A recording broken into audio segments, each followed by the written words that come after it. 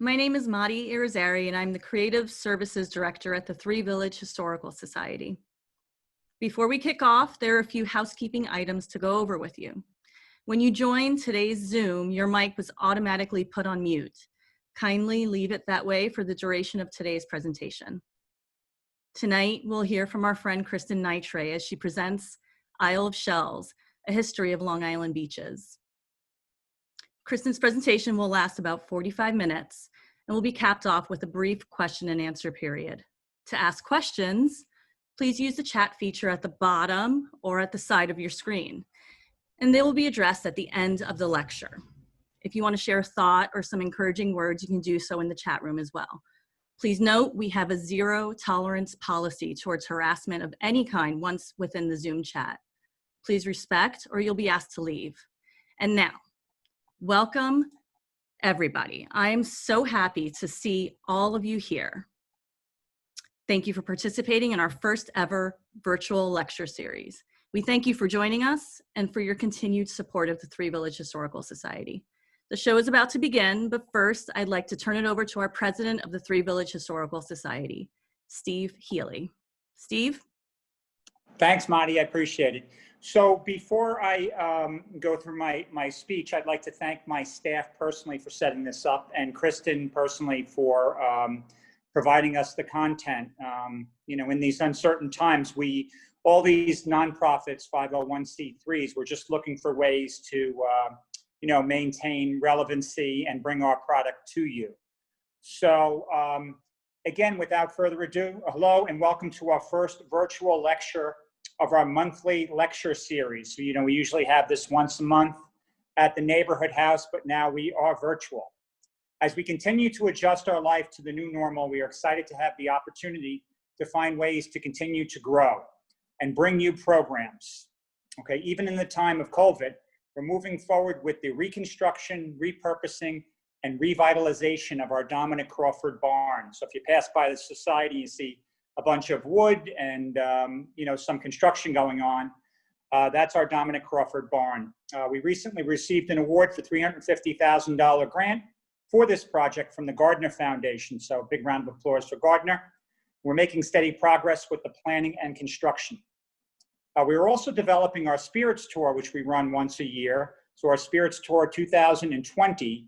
So more details will be following, so look out for that. And that's at the Caroline and Presbyterian Church.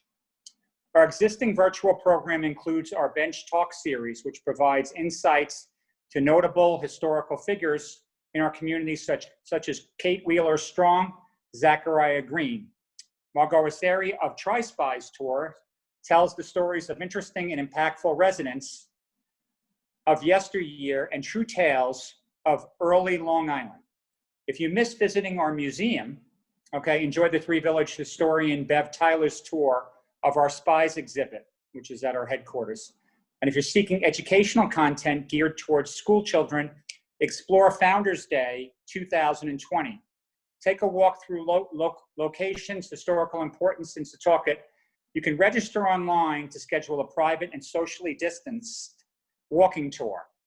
For those seeking something new to read, we also created a blog, that features a range of subjects, including life in the Three Village communities of the past and ongoing series about meaningful New Yorkers in history. Tonight's lecture, however, is our first and official foray into our interactive virtual programming. So a big round of applause for my staff. Our lecturer, Kristen Nyitray, is a dear friend of the Three Village Historical Society, and we're excited to welcome her back as our guest for our inaugural event. Kristen is the University Archivist and Associate Librarian and Director of Special Collections and University Archives for Stony Brook University. She's a member of the Academy of Certified Archivists and recipient of the Chancellor's Award from the State University of New York and also the President's Award from Stony Brook University, both for excellence in librarianship. So well done. Amongst her many published works ranging in topics from archival science to video game history is her book on Long Island beaches, the subject of tonight's talk. So without further ado, let's please welcome Kristen Nyitray as she takes us on a historical tour of Long Island shores.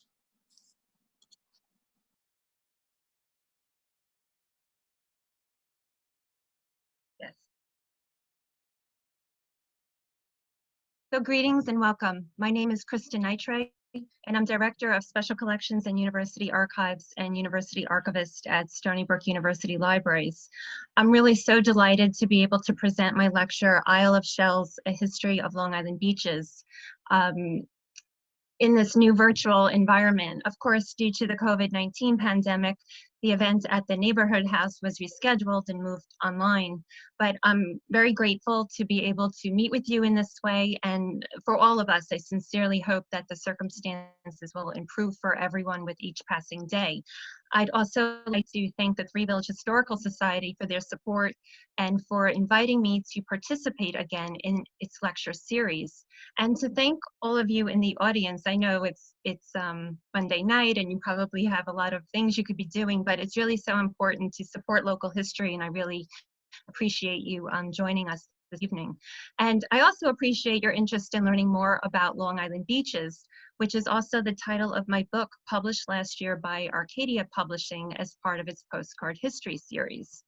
I did want to point out that I did have the ability to choose the cover of my book, and I selected this image, which is from the wonderful archival collections of the Three Village Historical Society. It is a sepia tone real photo postcard with an image of beachgoers here at Sand Street Beach in Stony Brook. It was produced around the year 1900 by a local photographer named Robert S. Feather.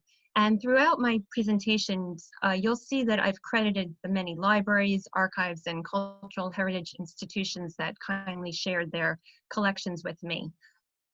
I want to say that one of the reasons I wanted to write this book was to unearth and to tell untold stories about Long Island beaches, but also to highlight beaches that have been minimally researched and even in some instances have never been described about in a book. While in 1 hour, I certainly will not be able to cover every beach in my book, please do feel free to send questions in the chat, to ask questions at the end, and also you're very welcome to email me. My email address is here on the first slide and also on the very last slide. I'm also interested to hear about what specific beaches you enjoy visiting and why. And just a few quick notes, given the location of the Historical Society, I have customized my lecture, so you'll see familiar images of beaches in the Three Village area. And I've also added a small map of Long Island to many of the slides. You'll see that there is a red pin to denote the geographic area of each beach. So Long Island's history is uniquely intertwined with its beaches, and the beaches have been shaped by a variety of factors, from the environment to industry. And I was thinking, if you were to ask 5 friends, why do you go to the beach? You just may get 5 different answers. Some people, they simply go to relax and to enjoy the summer day, and that's a perfectly fine reason. And these photographs of friends were taken in 1907 at Edgewater Beach in Seacliff by prolific Long Island photographer Henry Otto Corton. If you were to ask friends who are into fitness or exercise, they might go to the beach to swim or to jog or to surf. And if you were to ask an artist, they might find inspiration from the landscape and seascape as they paint or sketch. And pictured here on the left, this is from the collections of the East Hampton Library.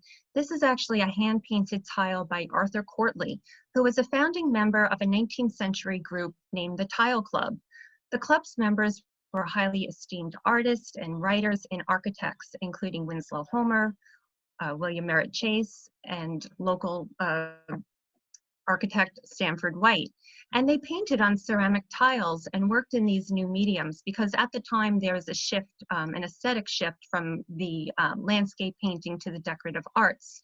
And this group would take excursions across Long Island by boat and train and by stagecoach. So here we see in delicate shades of blue, this tile by Courtley, which depicts a girl seated on the beach gazing at the sea in East Hampton. And pictured here on the right from the collections of the National Gallery of Art is an 1874 oil painting by Winslow Homer, titled East Hampton Beach, Long Island. Beaches have and continue to inspire writers, including Long Island-born poet Walt Whitman, whose writings were influenced by geography throughout his lifetime, including Montauk, Orient, and Shelter Island. His poem Paumanok, this is the actual original manuscript, it's titled after an original name Native Americans gave Long Island. And this poem was actually first published in 1888, and it appeared only in the final 1891 edition of Leaves of Grass. And Whitman wrote Paumanok really toward the end of his life. He died in 1892. This poem really captures the duality and the beauty of Long Island beaches. I also wanted to add that for some people, their livelihoods depend on the health of the shores and the coastlines, for example, baymen.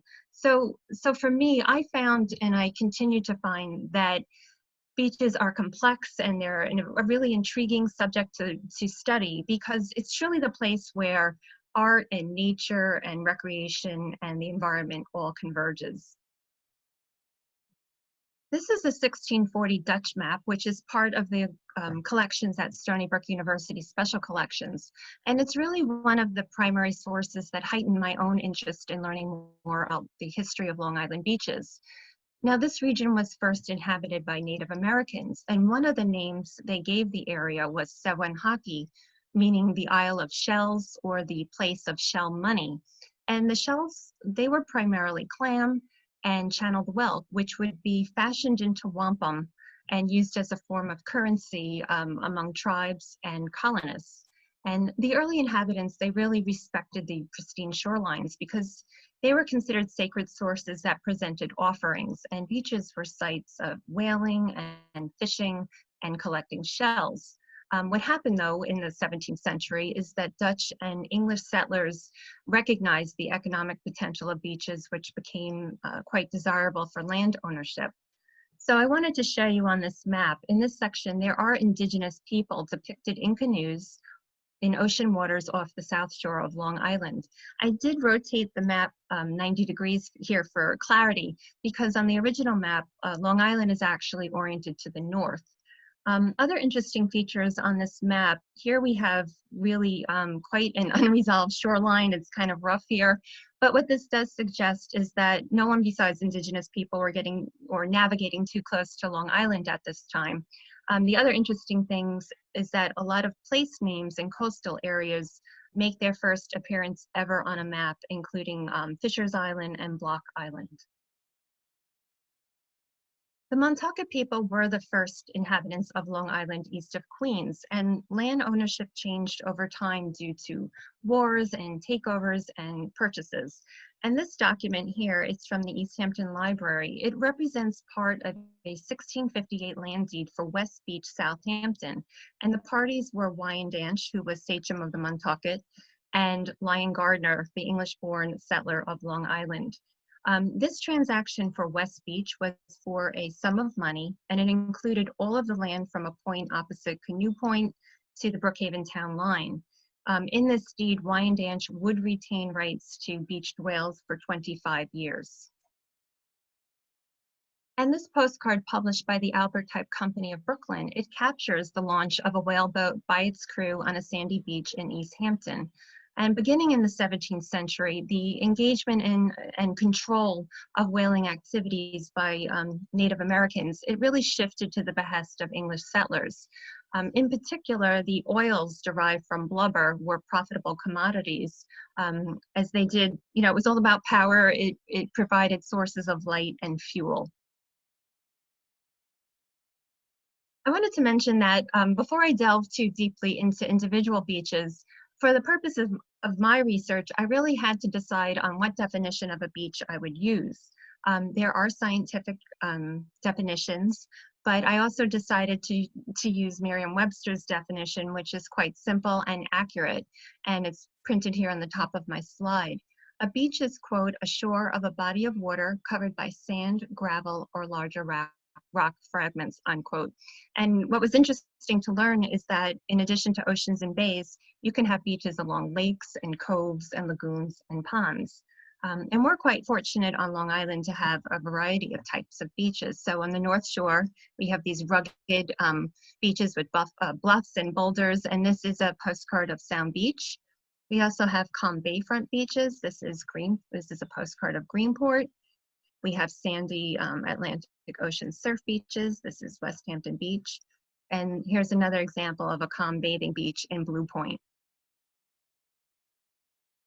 And as we know, living here among this unique setting presents challenges, particularly for those residing in immediate coastal areas. So there have been so many severe weather events. We had one just a couple weeks ago, so you don't necessarily even have to live in a coastal area to be challenged living on Long Island.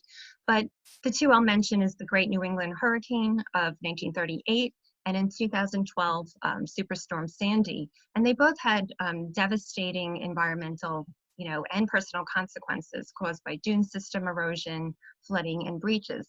And these three photos were taken in 2012 at Fire Island.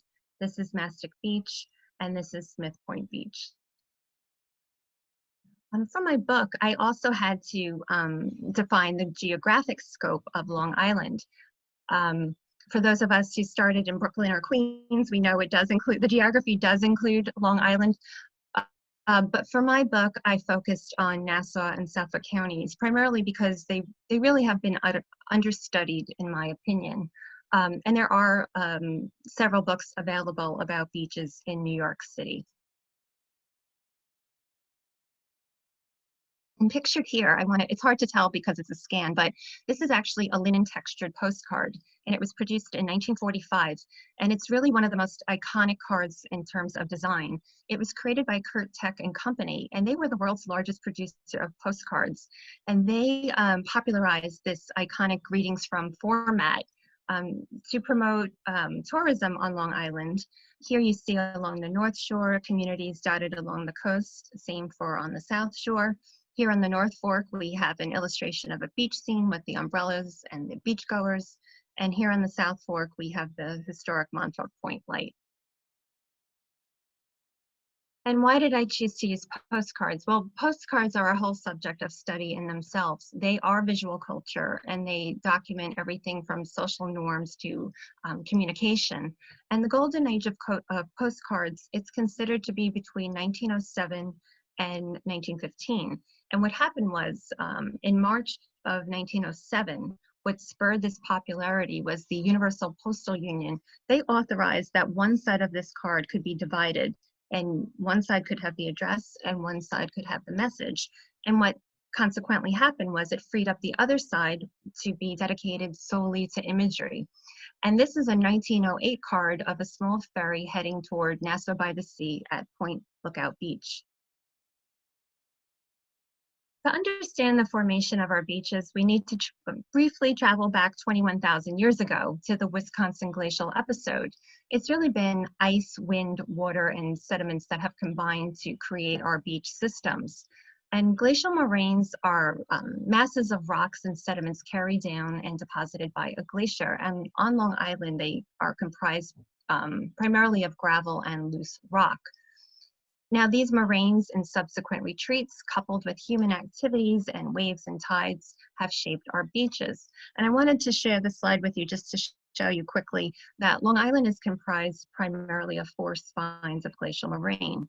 Here on the North Fork, we have the Harbor Hill Moraine. Just south of that, we have the Ronkonkoma moraine, which essentially follows the trajectory of the LIE or 495. And then we have more spines here and here. And down here, we have the fine outwash plain. And so what happened was these glaciers retreated north, and that really accounts for the differences between the North Shore and the South Shore beaches. To illustrate, I'm going to try showing a YouTube video, which is very daring, I think. But I wanted to share with you and show this animation. I think it's really well done, and basically in 80 seconds, it really helps to explain and to visualize these natural processes. There's no sound, so don't expect that, but I'm happy to read the captions for you.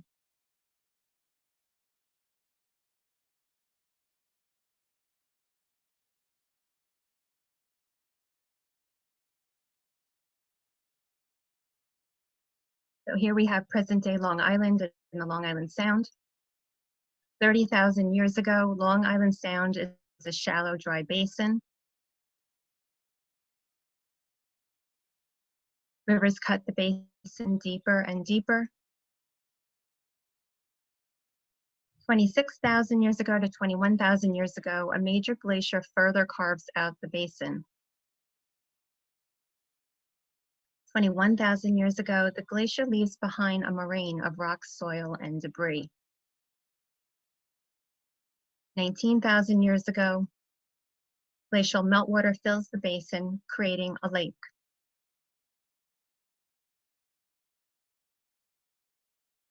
15,500 years ago, the lake cuts a spillway and drains into the ocean.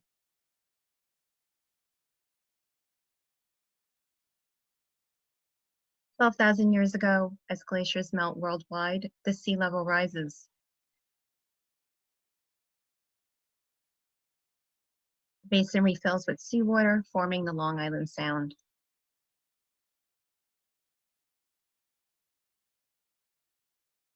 So North Shore beaches have bluffs and characteristic glacial debris such as boulders pictured here.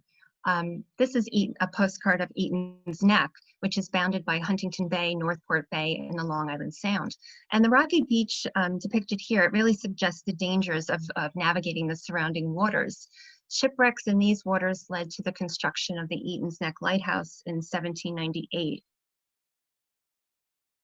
This is a circa 1900 photograph from the collections of the Southold Historical Society, and it pictures a group of friends and family gathered for a picnic clam bake. You can see it here, which is quite popular in the day, in Southold, amongst a rocky outcrop on the east end of the Long Island Sound. And I wanted to also point out that regardless of the temperature, men, women, and children would dress quite formally for these casual beach outings. Distinguishable features of North Shore beaches, including the bluffs and even boulders here in the water, are pictured on this card. And pictured here is a man perched on a boulder in East Marion, located on the North Fork between Greenport and Orient. Southold Town Beach at Rocky Point is depicted on this postcard produced by the Albert Type Company of Brooklyn, New York. Kettle Hole lakes on Long Island were produced when significant blocks of ice thawed about 17,000 years ago, and one example is Lake Ronkonkoma. Retreating glaciers formed this freshwater kettle hole, and subsequently water would fill in the remaining depression. And in the latter part of the 19th century, the community of Lake Ronkonkoma, it really evolved from agricultural roots to a tourist haven. Between the 1880s and the 1950s, this area was like the place to go to. It was a vibrant summer community, and it was frequented by affluent New Yorkers seeking to escape the summer heat and local residents. George C. Rayner, I actually found an advertisement for his beach. He's credited with founding the first beach pavilion, Rayner's Beach, at this lake. And an example of a South Shore location with these coarser sediments is Montauk, and these sediments do become finer as you travel toward westward towards Fire Island. Now, this location in Montauk was quite important during the American Revolution, as accurate navigation of the shoreline was imperative. Later, in March of 1793, the Second United States Congress under George Washington appropriated $20,000 to build a lighthouse to aid navigation. Construction of the Montauk Point Light on Turtle Hill was completed 3 years later in November of 1796. It's an interesting dynamic here. The Montauk Historical Society, they steward the lighthouse complex, which is surrounded by Montauk Point State Park. And in the late 18th and 19th century, numerous shipwrecks were caused by treacherous sea conditions, shoals, and sandbars. In 1897, an intense storm in Quogue caused the Nahum Chapin, a three-masted schooner carrying coal, to break apart, and tragically, the crew could not be saved. This postcard here on the bottom right, it's titled Wreck of the Nahum Chapin on the Beach at Quogue, Long Island, and it was published 2 years later in January of 1899. Pictured in front of the wreckage is the Quogue Life Station crew.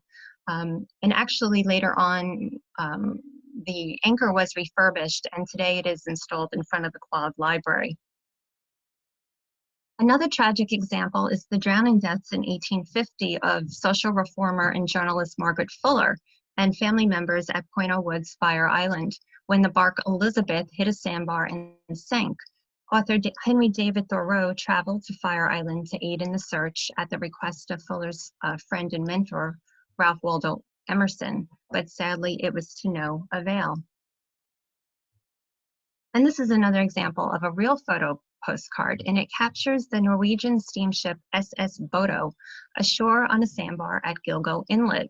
Now, this steamer was stuck here for 8 days in March of 1906, and it was freed by several tugboats, and the Bodo actually didn't sustain any damage. The cargo contained bananas, and they were thrown overboard by the crew to lighten the load. And it was funny, according to a local newspaper report, it stated that the bananas did not go to waste. They were enjoyed by residents of Amityville and surrounding communities. So these and many other incidents were catalysts for construction of U.S. life-saving stations across Long Island. And pictured here, this is the station at Ditch Plains Beach in Montauk, which was, this one was constructed in 1852.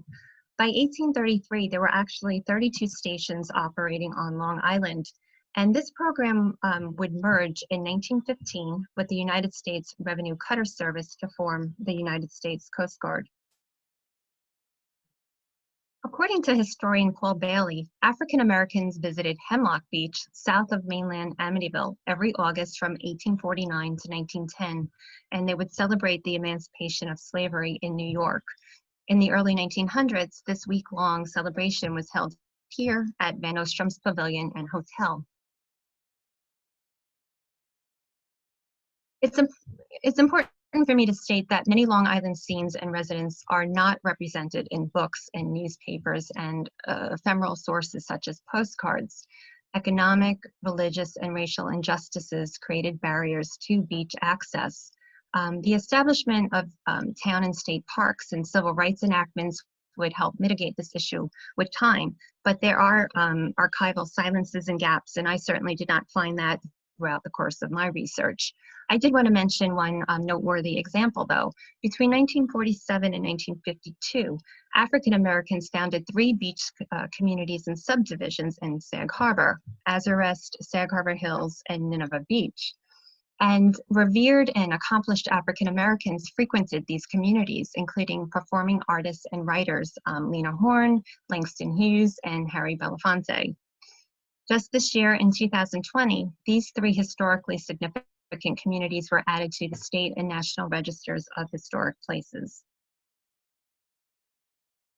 In the mid to late 19th century, beaches shifted from these really scary places with lots of shipwrecks to places of respite and fresh beginnings. And this change was really influenced by advances in transportation, particularly steamships and the Long Island Railroad, which created new income revenues in summer colonies. And here's one example. So steamboats would depart from New York City and sail in waters along the North Shore of Long Island and bring vacationers to Columbia Grove. And this was a hotel complex in Lloyd Neck, which opened in 1878. This resort complex offered beach bathing in serene waters, boating, and carriage rides.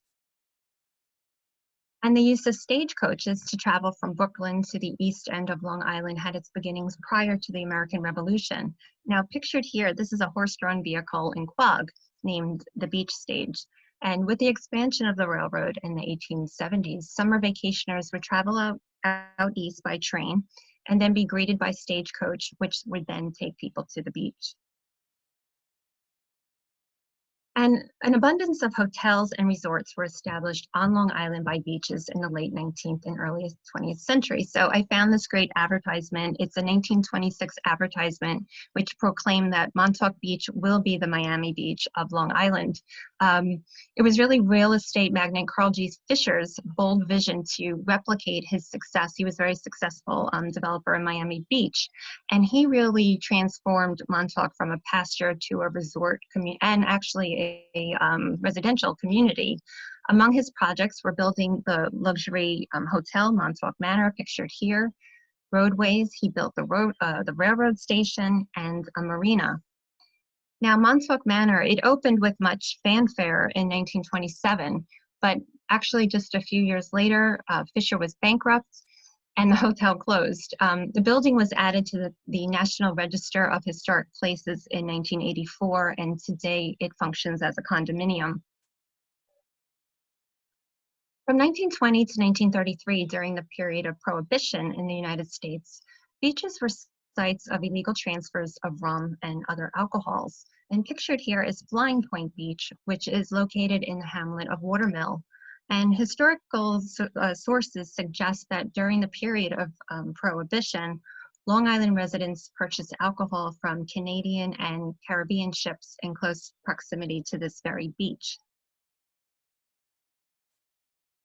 So throughout this period and even through today, the economic livelihood of baymen were dependent and are dependent on ancient and original native practices of shell fishing. And this is an original undated photograph titled Fishing at the Beach, East Hampton, New York. And it documents the practice of whole sign fishing, which today is illegal. In 1921, Ralph Henry Gabriel described the process in the book titled The Evolution of Long Island. And I'll paraphrase the process for you. And he says, what he says is the most important possession is a net, perhaps a mile in length, and each boat would drop overboard the segment of the net it carried. The pieces would then be coupled together at the ends of the great net, and they would be brought to the shore as near as possible to the headquarters shack on the beach. Horses would then be, as you see here, hitched to the net at the water's edge, and the fish would be drawn slowly up on the beach. When all was said and done, a heap of glistening bunkers, perhaps 100,000 or more, would be piled up on the sand. And beachfront areas have played a pivotal role in Shelter Island's history, and fishing provided the Manhasset people and later colonists with sustenance. Beaches were sites of commerce with the transport of commodities such as sugar, and as I previously mentioned, illegal rum. Hay derived from the northern Hay Beach was pilfered by British troops during the American Revolution. And this is a photograph taken around 1900, and it shows two women on Shelter Island harvesting shellfish on a tidal flat. This photo might be familiar to some of us in our community. So in the 1920s, the development of private beach communities was progressing and expanding, ranging from modest cottages to small mansions with clubhouses. And interestingly, the three examples I'll show you of the grandest met their demise rather quickly, and the smaller ones are still in existence today. So in the early 1900s, Belterre Estates Incorporated was promoted as an exclusive community in Port Jefferson, overlooking the Long Island Sound, Port Jeff Harbor, and Mount Sinai Bay. And the amenities included access to this members-only club, an 18-hole golf course, and 2 private beaches. However, by 1913, developer Dean Alvord's vision for this enclave did not get fully realized due to a lack of financial resources. These 2 neoclassical pergolas at the end of Cliff Drive, they were removed in 1934 after a fire destroyed the clubhouse. In 1906, the proprietors of Café des Beaux-Arts in New York City commissioned the architectural firm of Delano and Aldrich to design a summer resort in Huntington with expansive views of Huntington Bay and the Long Island Sound. This is actually comprised of 70 acres, and it offered a hotel, a casino, and a pier for yachts. And I should mention that the use of the word casino in this context, it refers to a place to gather and socialize. It's not a place to gamble. And these 2 postcards, they show the separate 2-story casino building with outdoor terraces overlooking the coast. Today, this building is no longer standing. And in 1936, the New York Times announced that Richard B. Allen's corporation purchased 234 acres between Amagansett and Napeague. Allen developed this private oceanfront colony named Beach Hampton, and houses were priced starting at $2,900. Beach Hampton was occupied by 1938. However, on September 21st of that very same year, the devastating and deadly hurricane of 1938 hit Long Island and destroyed most of the structures in this community. And here are 2 local success stories. So North Shore Beach at Rocky Point was established as a bungalow colony in 1928, And Sound Beach followed in the same manner in 1929. And what you may not know is that it was William Randolph Hearst's newspaper, Daily Mirror, that brokered these two developments. The company purchased a few miles of beachfront land and offered annual newspaper subscribers with the exclusive opportunity to purchase lots for $89.50 each.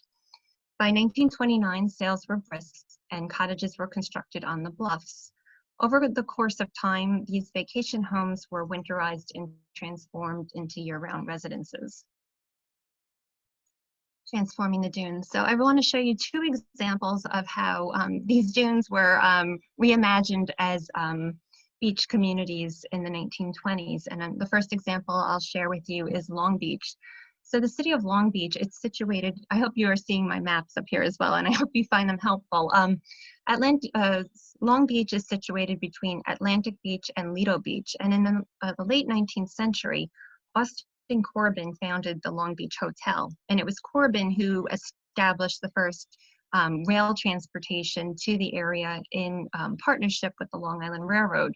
Later, real estate mogul and New York State Senator William H. Reynolds, he's the one who really formulated this ambitious vision for the city by the sea.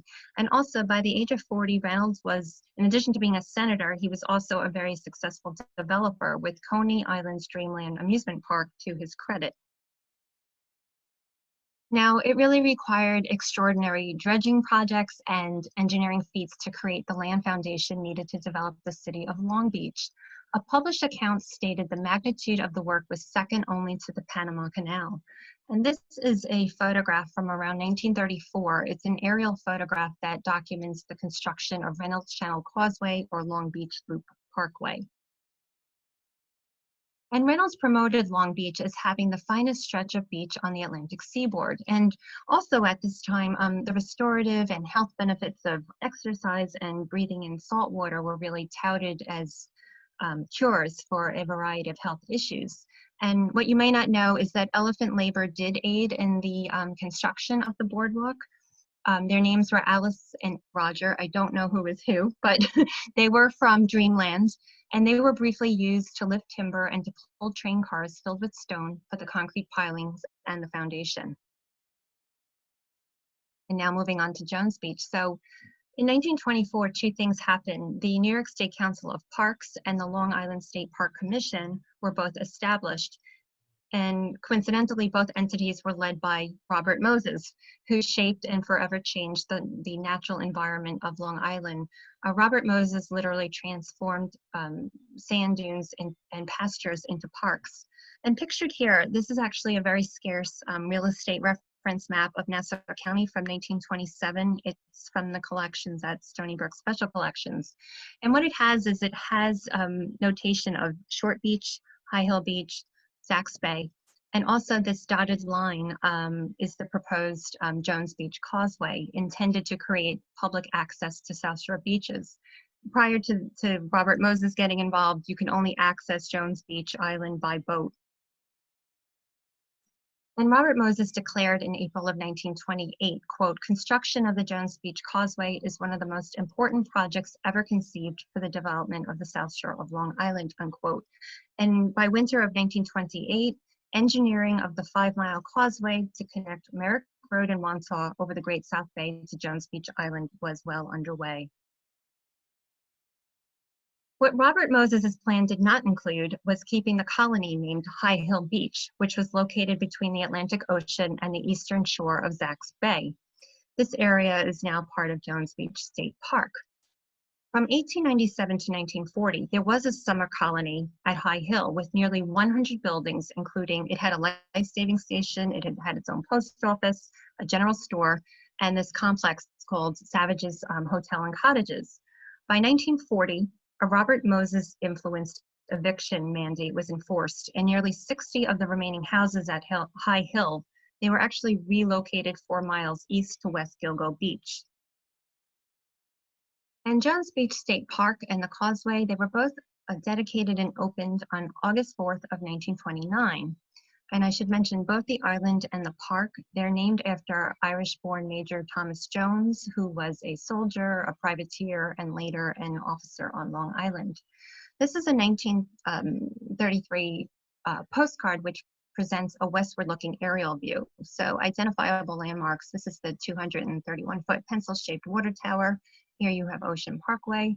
The East Bathhouse is here to the left or the south, and Zacks Bay is here to the right or the north. And Jones Beach was really the place to see and to be seen. And one way to accomplish both was to rent this chair, which was a rolling beach chair named a Strandkorb. It was invented in 1833 by German basket maker Wilhelm Bartelmann. And the original concept and design was single seat to provide people afflicted with health and mobility challenges with access to the beach. Later models had multiple seats, they really would signify affluence on the boardwalks of Atlantic City, Coney Island, and at Jones Beach. In December of 1946, the State Park Commission deaccessioned these chairs. On July 16, 1949, Warner Brothers released The Girl from Jones Beach, starring Ronald Reagan, Virginia Mayo, and Eddie Bracken. The iTunes description for this film states, quote, former United States President Ronald Reagan stars as a magazine illustrator who has drawn the perfect woman for an illustration, but then he finds her in real life when he meets the girl from Jones Beach, unquote.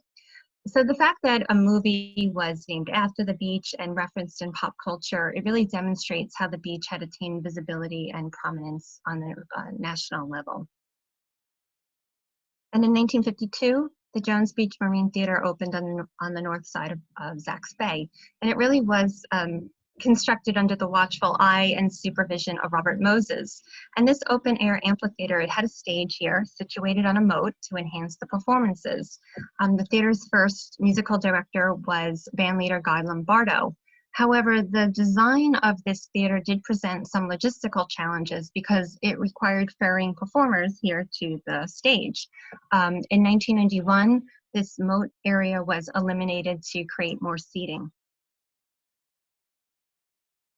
So I'm just going to discuss a little bit about Fire Island, which is a 32-mile barrier beach island fronting Great South Bay, interconnected bays, and the Atlantic Ocean. There are actually 17 distinct and diverse beachfront communities on Fire Island. This is a 1939 oversized postcard. It's actually about 2.5 times the length of a normal regular postcard. And it was designed and illustrated by an artist in Ocean Beach named John Dunce. In 1855, proprietor David Sammis purchased 120 acres on Fire Island, east of the lighthouse in present-day Kismet, and here you can see a depiction of the lighthouse. The advertisement for the Surf Hotel, this one in particular, it was appeared in the 1884 edition of Long Island Today. This hotel could accommodate up to 500 guests, and Sammis spent upwards of $200,000 to develop this complex. What happened was, decades later, this business declined, and in 1892, Sammis sold this property to the state of New York. It later became part of the Fire Island National Seashore. This hotel here was destroyed by a fire in 1918. And Robert Moses did want to construct a highway across Fire Island. However, much of the island's natural state is preserved due to grassroots efforts of residents, concerned citizens, and state and national initiatives. And pictured here is Robert Cushman Murphy. We have some of his papers in special collections at Stony Brook. And Murphy was an ornithologist, naturalist, and curator of birds at the American Museum of Natural History. It was actually Murphy's writings and research. In 1933, he wrote a paper titled August on Fire Island Beach, and it was very influential in establishing the Fire Island National Seashore in 1964, and consequently that highway was not built by Robert Moses. Murphy lived in Stony Brook and in Mount Sinai, and a middle school in Stony Brook is named in his honor. And this postcard presents an aerial view of the Fire Island Light Station between the bay and the ocean. And in 1958, this was a 168-foot stone tower was constructed and it replaced. There was actually a tower before that that was constructed in 1826. And now I just want to focus on some local beaches, which may be more familiar to you. And this is Smithtown. So beaches have actually been documented in town of Smithtown records since the 17th century. And what they reveal is that early colonial settlers in Smithtown actually had rights and ownership of thatched beds on the beaches. And from these beds, they would derive hay and straw that would be used in agricultural activities. And pictured here are members of the Hanley and Lawrence families enjoying a clam bake at Hanley's beachfront dock in the Nissaquag River. Richard Hanley owned more than 250 acres in Smithtown, including waterfront access to the river and bay. On May 17, 1907, a brief article in the Long Islander announced the opening of 2 public beaches in the village of Nissaquag. Short Beach, pictured here, is located on the western part of the peninsula on the Smithtown Bay and Long Island Sound, and situated to the east are Long Beach and Otto Schubert Beach. Both of these cards were produced around 1940. The photograph on this circa 1907 postcard was taken by prolific Long Island photographer Arthur S. Green. And what's interesting is that the note on the card is actually written more than 30 years later, on January 11th, 1938, by A.G. Halleck. And what the context of the note states is that Halleck worked for Green and accompanied him when this photograph was taken. In the PS up here, Halleck identifies the location as West Meadow Beach in Stony Brook, and he says, it simply shows a group of summer boarders, none of whom I knew. The first public suggestion of a park at West Meadow Beach was made by Crane Neck resident and philanthropist Eversley Childs. He made it to the town of Brookhaven board on May 19, 1908. Later that year, on November 21st, Childs and others conveyed their land at West Meadow for the uses and purposes of a public park forever. And these 2 real photo postcards feature summer boarders from Pineview House in Stony Brook. The 1907 card here on the left is attributed to Israel Hawkins, and the 1906 card here to Arthur S. Green. The location is the vicinity of Sand Street Beach, Shipman's Beach, and West Meadow Beach in Stony Brook. In 1908, Israel and Evelina Hawkins opened the boarding house and hotel off Lover Street, which accommodated up to 25 guests. And I actually found this original ad for the house in the Brooklyn Daily Eagle, July 27, 1900. And it states, Pineview House, Stony Brook, LI, a most desirable resort, terms reasonable. Israel G. Hawkins, proprietor. And Shipman's Beach and Stony Brook Beach, or Sand Street Beach, overlooks Stony Brook Harbor. To the east, the area adjoins West Meadow Beach along the Long Island Sound and Smithtown Bay.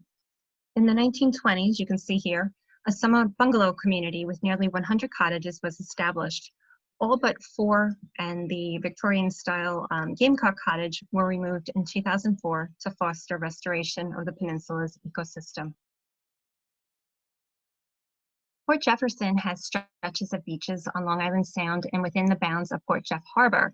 And these 3 postcards, they actually illustrate early bathing beaches on the harbor front.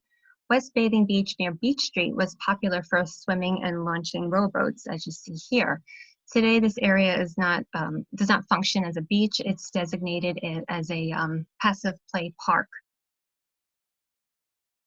This is Cedar Beach, Maine, and Cedar Beach West, which is situated between Mount Sinai Harbor to the south and the Long Island Sound to the north. Cedar Beach, Maine, it also marks the beginning of the Benjamin Talmadge Historic Trail to Mastic, which commemorates the historical significance of the location, named in honor of the Setauket-born military officer and politician. And this is really an intriguing story. I did not know about this before I did my research, but this is a postcard circa 1900, and it was produced by Arthur S. Green, and it captures beachgoers in the Long Island Sound in Miller Place. And this location was enjoyed as a summer retreat by members of the Auxiliary Society of the Association of Working Girls Societies of New York. And what they did was, between 1890 and 1909, the association purchased 18 acres with existing houses that they renamed Holiday House and Harbor House. And essentially, working women in New York City would have the opportunity to come out for free for 2 weeks and enjoy this retreat out in Miller Place and Shoreham. This is a 1909 real photo postcard by Arthur S. Green, and it captures a day at the beach in Shoreham. So here you see three women sitting and standing on the bluff. In the background, you can see a series of bungalows, the Long Island Sound, and also this structure with the pointed roof. I actually did quite a bit of research on this structure, and what I found was that it functioned as the floor in there functioned as a dance floor and an observation deck.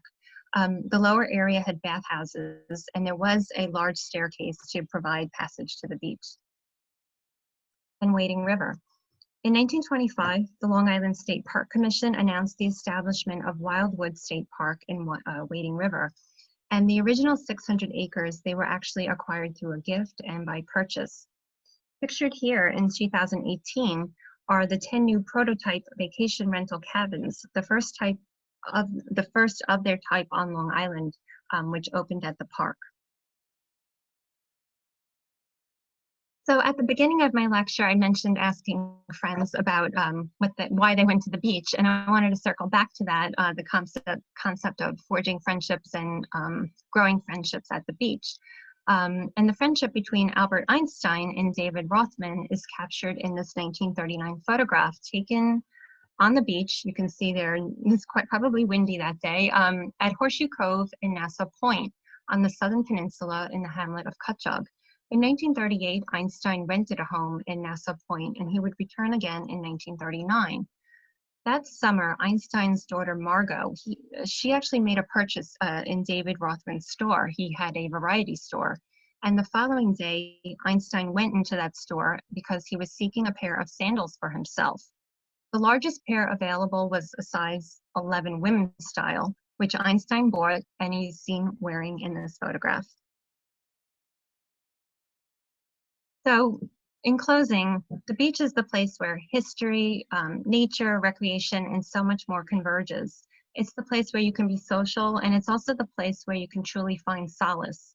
I want to thank you all again for your interest and for attending my presentation, and also to my friends at the Historical Society for all they do to preserve local history. It's really so valued and so appreciated, and for inviting me to share my research on the history of Long Island beaches. Thank you.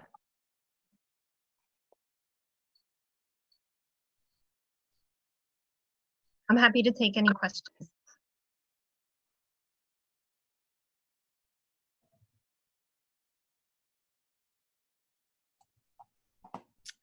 Kristen, do you want to stop sharing your screen? Sure. Thank you so much for that. We did it. It worked out. It worked out. Yes. The technology came through for us tonight. That was great. We do have a couple of questions sitting in the chat room here for you.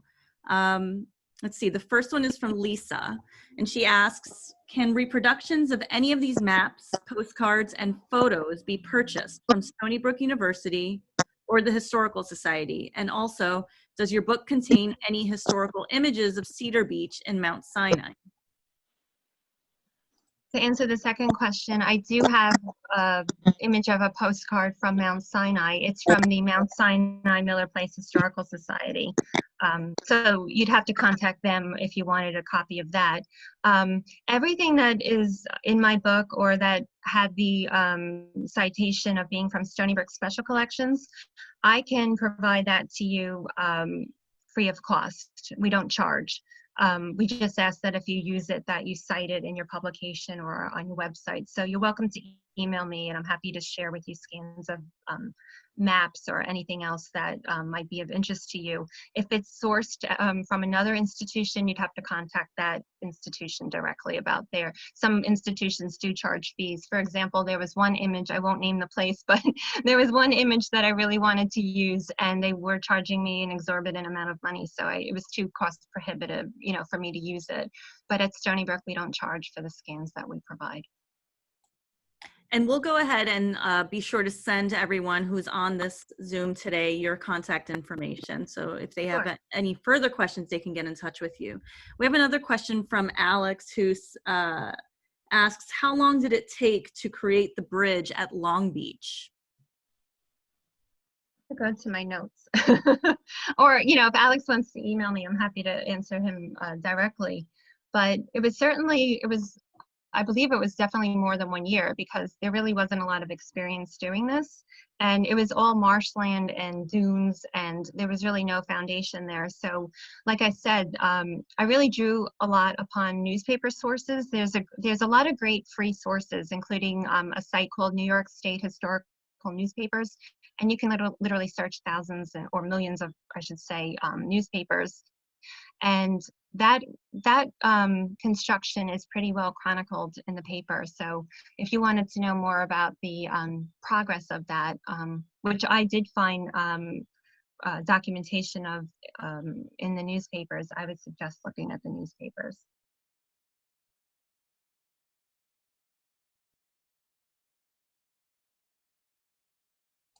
We have one more question from James, who's asking, did Robert Moses have a good or bad effect on Long Island beaches?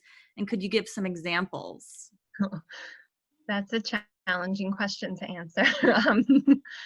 I think, certainly, there's lots of opinions on Moses, particularly it's very heightened at this time, and there's a lot of new, I would think that there might be a lot of new scholarship coming out about Moses. Actually, the Parks Department is working on a project funded by the Gardner Foundation to process Moses's papers.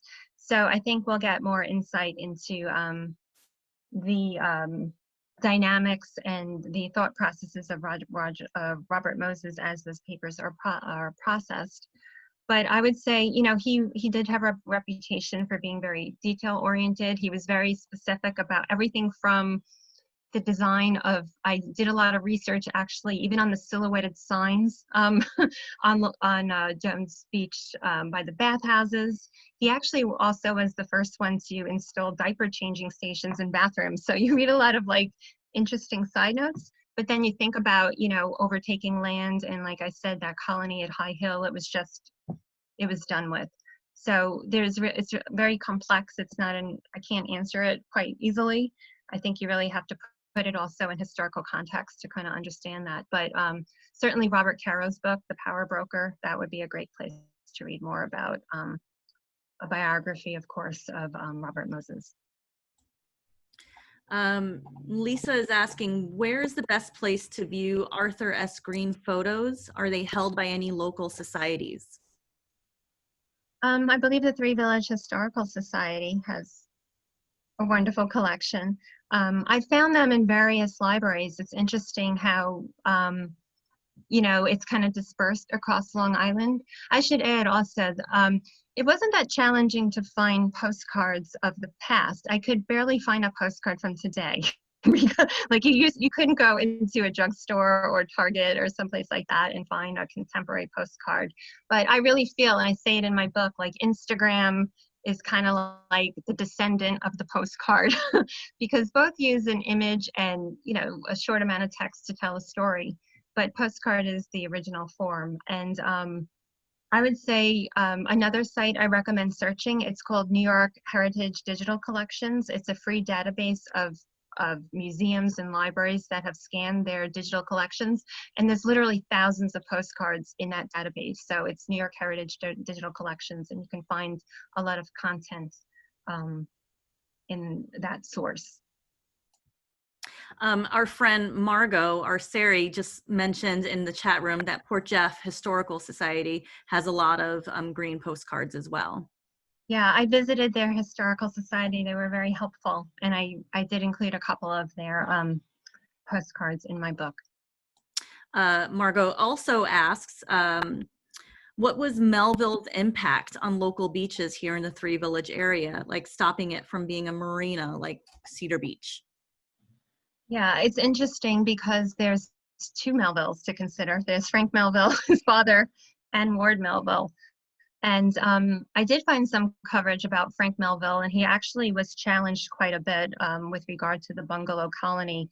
I found one article where it was suggesting that, they wanted to make it open, yet they wanted to have control of the concessions. And so it wasn't, completely open. There were contingencies there. But Ward Melville and Frank Melville, I have not delved so much into Ward Melville's history. I know there are two Arcadia books specifically on Mount Sinai and Miller Place if you wanted to investigate that more. The other thing I didn't mention, which I want to mention, is one of the challenges with writing this book is that there is no website or master list of every beach on Long Island.